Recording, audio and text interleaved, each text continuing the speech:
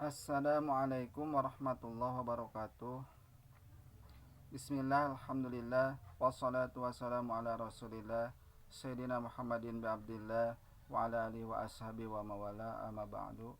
Hadirin kaum muslimin rahimakumullah. Aniyatu salasu darojatin. Ari niat dina salat eta aya tilu darajat. In kana salatul farodon jeung lamun aya eta salate farodo wajaba qasdu wa ta'yinu wal faradiyatu, maka wajib najami gawe jeung nangtukeun kana eta salate salat fardu. Jadi hartina lamun salat fardu maka niata kudu fardu. Wa in kanat nafilatan muaqatatan jeung lamun aya eta salat teh salat sunah anu di waktu-waktu karotibatin seperti salat sunah rawatib. Jadi aya waktuna salat teh qobliyah ba'diyah. Aujata sababin atawa nu ngabogaan sabab seperti tahiyatul masjid eta sabab lebat ka masjid atawa salat gerhana istisqa ta eta ngabogaan sabab. Tah wajib najami gawe nangtukeun bahwa eta teh salat sunah. Maka wajib diucapkeun dina niatna. Wa qasdu fi'li wa ta'yinu, maka wajib najami gawe jeung nangtukeun kana eta teh kana salat sunah.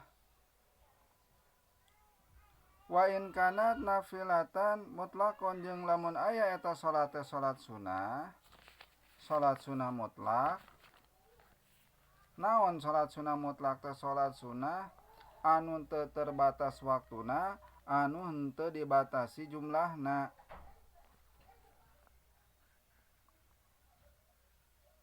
Wajaba qasdu fi'li, maka wajib najami gawe hungkul. Hartina teu kudu diucapkeun ge teu masalah. Teu disebutkeun misalna salat seperti salat tahajud, teu disebutkeun tahajudna usolli sunatan mutlak lillahi ta'ala. Maka eta henteu kunanaon bisa ya bade dibaca oge mangga, misalna usolli sunatan tahajudi eta ge sahe, sok sanajan teu disebut tahajudna ge eta sah-sah wae. Tah jadi salat sunah teh salat teh kabagi tilu darajat teh hiji wajib hiji sunah. Kadua sunah hiji wajib kadua sunah. Jeung sunah teh aya sunah mutlak aya sunah muqayyad.